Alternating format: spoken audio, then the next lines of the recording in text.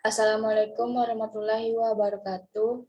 Alhamdulillahirabbil alamin wassalatu wassalamu ala asrofil anbiya'i wal mursalin wa ala alihi washabihi rasulillahi ajmain. Yang saya hormati Bapak Nova Arikman selaku dosen pengampu mata kuliah epidemiologi penyakit tidak menular. Baiklah, perkenalkan nama saya Zolinder Hazifa. Di sini saya akan mempresentasikan materi tentang epidemiologi penyakit tidak menular. Sebelumnya izin share screen.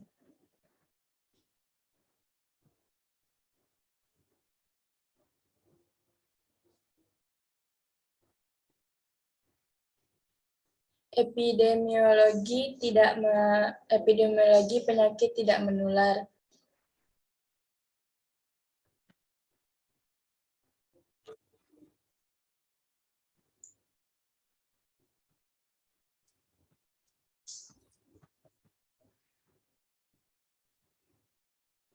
Yang pertama yaitu menjelaskan maksud dari epidemiologi penyakit tidak menular.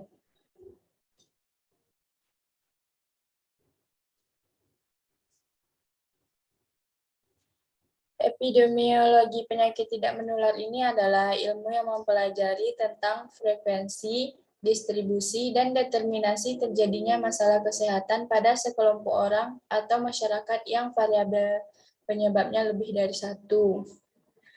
Adapun contoh dari epidemiologi penyakit tidak menular ini yang dilihat dari sisi frekuensi, yaitu penyakit jantung atau disebut juga dengan kardiovaskular.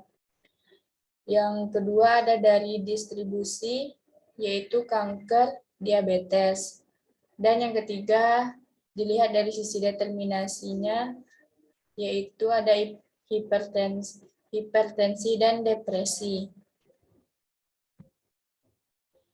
Materi yang kedua yaitu menjabarkan situasi kesehatan masyarakat di Indonesia saat ini berdasarkan isu terakhir.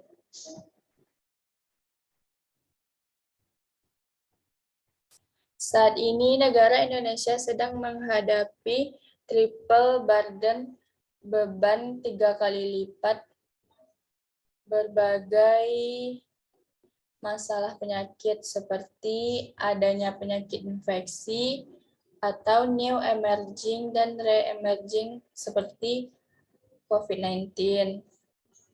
Yang kedua, penyakit menular belum teratasi dengan baik.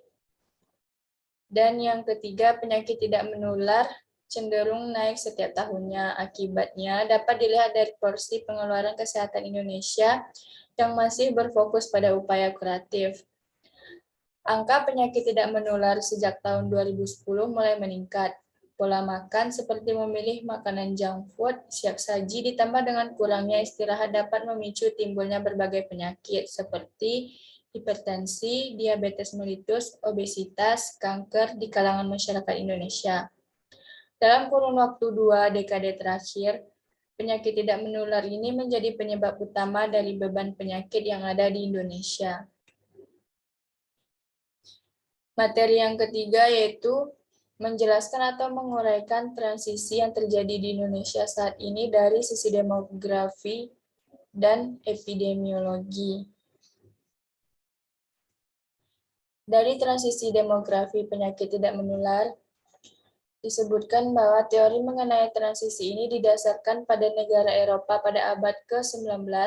Peralihan keadaan demografi biasanya dibagi menjadi 4 tahap sebagai berikut. Yang pertama yaitu ada tahap 1, yang mana angka kelahiran dan kematian yang tinggi sekitar 40-50. Pada tahap ini, kelahiran tidak terkendali, kematian bervariasi tiap tahunnya. Kelaparan merajalela bersamaan dengan penyakit menular yang menimbulkan kematian. Tahap ini identik dengan masa penyakit pes dan kelaparan merajalela pada transisi epidemiologi.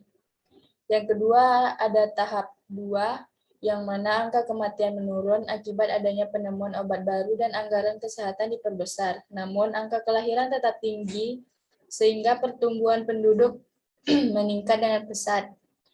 Adapun yang ketiga yaitu tahap 3, yang mana angka kematian terus menurun, tetapi tidak secepat pada tahap 2.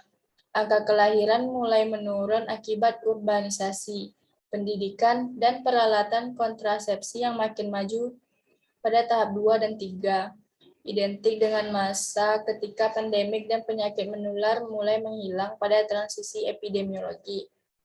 Yang keempat ada tahap 4, yang mana angka kelahiran dan kematian mencapai tingkat terendah dan pertumbuhan penduduk kembali ke tahap 1, yaitu mendekati 0. Tahap ini identik dengan masa penyakit degeneratif dan penyakit buatan manusia. Dari transisi epidemiologi penyakit tidak menular, transisi epidemiologi memiliki dua pengertian menurut Omran 1971. Yang pertama statis, yaitu interval waktu yang dimulai dari dominasi penyakit menular dan diakhiri dengan dominasi penyakit tidak menular sebagai penyebab kematian. Yang kedua dinamis. Proses dinamis pola sehat sakit dari suatu masyarakat berubah sebagai akibat dari perubahan demografi, sosial ekonomi, teknologi, dan politis. Mekanisme yang terjadi pada transisi epidemiologi ini, yang pertama ada penurunan fertilitas yang akan mempengaruhi insiden penyakit. Yang kedua, perubahan faktor risiko yang akan mempengaruhi insiden penyakit. Dan ada yang ketiga, yaitu perbaikan organisasi dan teknologi pelayanan kesehatan yang berpengaruh pada crude fatality rate atau CVR. Terjadi perubahan dalam jumlah, distribusi, organisasi, dan kualitas pelayanan kesehatan yang mempengaruhi transisi epidemiologi dengan teknik diagnosis dan terapi yang baik, maka CRF dapat diturunkan. Yang keempat ada intervensi pengobatan. Baiklah, selanjutnya yaitu materi menjelaskan yang dimaksud dengan penyakit tidak menular dan contohnya.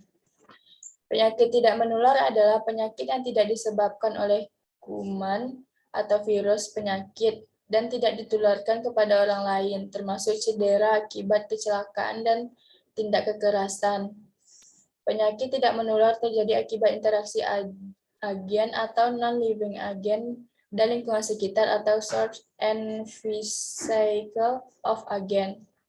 Contoh dari penyakit tidak menular ini ada penyakit jantung atau kardiovaskular, diabetes, obesitas, kanker, stroke, asam lambung, dan depresi. Materi selanjutnya yaitu menjelaskan perbedaan antara penyakit tidak menular dan penyakit menular serta contohnya. Yaitu perbedaannya dapat dilihat dari pengertian yang mana penyakit menular merupakan penyakit yang menyebar dari satu orang ke orang lain, sedangkan penyakit tidak menular adalah penyakit yang tidak dapat menyebar dari orang ke orang lain. Dilihat dari sebab penyakit menular ini disebabkan oleh patogen dan dianggap sangat menular, dan faktor memainkan peran utama dalam menyebabkan penyakit dari satu orang ke orang lain. Sedangkan penyakit tidak menular disebabkan karena alergi, perubahan gaya hidup, dan lingkungan memainkan peran yang penting. Dilihat dari agen menginfeksi, penyakit menular yaitu agen infeksinya dari bakteri dan virus, sedangkan penyakit tidak menular tidak ada agen infeksi. Dilihat dari contoh yaitu penyakit menular seperti TBC, AIDS, malaria. Sedangkan penyakit tidak menular ada kanker, alergi, diabetes, dan penyakit jantung. Warisan. Penyakit menular, penyakit ini tidak dapat diturunkan dari satu generasi ke generasi berikutnya, sedangkan penyakit tidak menular, penyakit ini bisa diturunkan. Dari sisi pengobatan, penyakit menular diperlukan dengan metode konvensional, sedangkan penyakit tidak menular secara konservatif atau pembedahan. Dilihat dari tipe penyakit menular bersifat akut dan penyakit tidak menular kronis. Baiklah, selanjutnya materi tentang riwayat alami untuk penyakit tidak menular. Riwayat alamiah penyakit adalah perjalanan penyakit pada individu, mulai dari onset patologisnya atau kemunculan hingga resolusinya, atau baik melalui pemulihan total atau berakhir dengan kematian. Serta adapun arti riwayat alamiah penyakit yaitu perkembangan proses penyakit pada individu sepanjang waktu tertentu tanpa intervensi. Terbagi dua jenis. Yang pertama ada periode prepatogenesis, yang mana interaksi antar gen, pejamu, dan lingkungan sehingga menyebabkan faktor stimulasi penyakit. Yang kedua, periode patogenesis, yaitu reaksi pejamu terhadap faktor stimulasi penyakit, patogenesis awal, sehingga terjadinya kerusakan awal jaringan, dan selanjutnya terjadi penyakit lanjut, dan setelah itu konvalesen atau pemulihan. Dan selanjutnya yaitu faktor-faktor terjadinya penyakit tidak menular. Penyakit tidak menular sendiri dapat terjadi karena berbagai faktor seperti kebiasaan merokok. Kebiasaan merokok ini dapat menyebabkan kerusakan pada pembuluh darah. Kurangnya aktivitas fisik menyebabkan penumpukan lemak dan mengurangi kebugaran tubuh. Banyak mengonsumsi alkohol memiliki dampak yang dapat merusak kesehatan hati, ginjal, otak, dan lain-lain, serta pola makan yang tidak sehat, sehingga tubuh kekurangan asupan nutrisi dan dapat menimbulkan penyakit. Sekian materi yang bisa saya jelaskan. Kalau ada kurangnya, saya mohon maaf. Assalamualaikum warahmatullahi wabarakatuh.